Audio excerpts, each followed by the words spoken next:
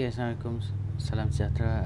Saya akan terangkan tentang pad footing. So, dalam CE ni kita akan target untuk pembinaan 2 tingkat.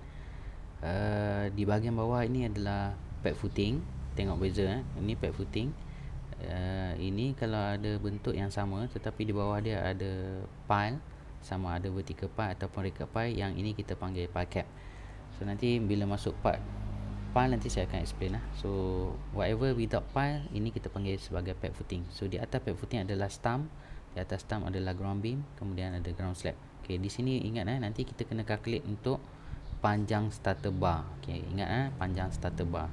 So perkara pertama yang you all kena imagine macam ni So katakan ini tanah, kemudian berapa dalam pad footing yang kita nak korek. So penting untuk kita tahu supaya kita tahu berapa banyak volume kita nak excavate, di mana location untuk excavate dan berapa dalam excavation work. Okey, ini akan menentukan jenis machinery yang kita akan gunakan. Okey. Pertama sekali dalam construction method ni kita kena ingat 5 perkara. Pertama setting out, kedua formwork, ketiga rebar, kemudian inspection, last sekali concreting. Ini 5 tak boleh lupa. Kena ingat setting out, formwork, rebar, inspection dan concreting. Cuma sebenarnya mungkin akan berubah-ubah. Kemudian ada beberapa perkara dia akan berulang-ulang. Itu nanti kita akan tengok pada logic sequence. Okey, pertama sekali setting out, kita nak tentukan berapa luas kita nak korek dan berapa dalam kita nak korek. So ini kita perlukan bantuan surveyor untuk dapatkan 4 point ni. Okey, berdasarkan 4 point ni, 4 point ni kita dapat daripada drawing. So daripada 4 point ni kita akan bincang dengan surveyor untuk dia bagi offset point. So offset point ni biasanya kita juga yang tentukan, sebagai jurutera kita yang decide. So tujuan offset point adalah untuk kita dapatkan working space, dan juga bila kita excavate kita tak nak pack yang telah diberi oleh surveyor ni hilang. So kita tak nak double handling work on surveyor punya part. So we yang decide how much we need to offset. So apa yang akan ada maklumat di sini ialah kita akan ada nilai level, aras dan juga jarak masuk ke. Okey. So untuk dapatkan point 1 dan 4 ni, ini maksudnya kita akan pandang daripada aras ini 1 dan 4, ini pun 3 dan 2 dekat sini. So once kita dah dapat ni, kita boleh start excavation. So daripada excavation kita akan dapat tentukan berapa volume tanah yang kita keluarkan berdasarkan level yang ini. Macam ini ground level adalah 10. So jadi kita letakkan kayu dan kita naikkan sedikit 0.5 jadi 10.5. So biasanya kita akan dapat macam ni lah. So daripada sini kita akan pull down, tengok berapa dalam yang kita kena excavate. Okey, ini working space Okey, selepas kita dah siap semua pada level yang kita nak 9 meter. Contoh maksudnya daripada sini ke sini adalah 1 meter.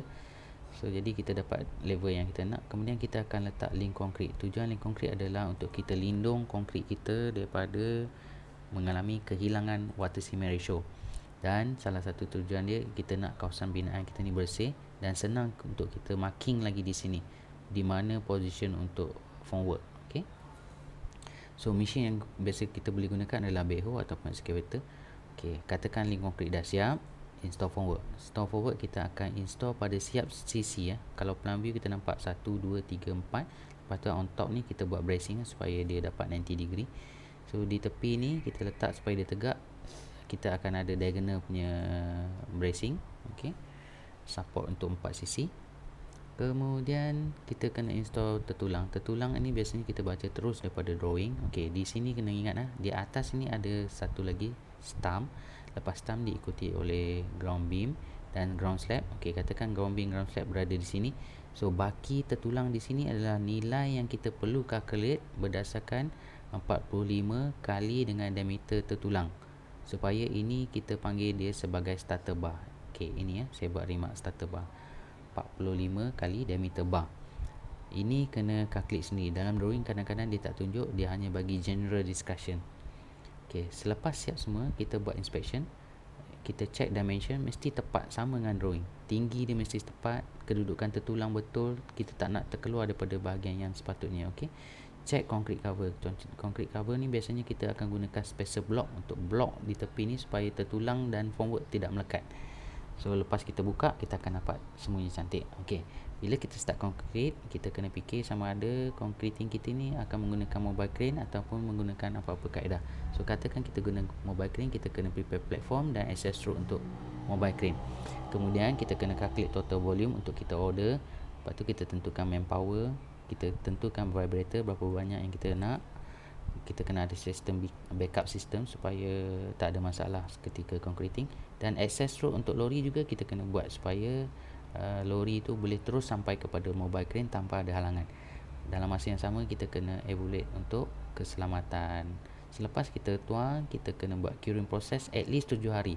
Biasanya dulu-dulu kita pakai guni, ataupun sekarang ni kita guna plastik, kita tutup dan kita akan sentiasa siram dengan air pada setiap hari selama 7 hari. Itu sahaja. Bye.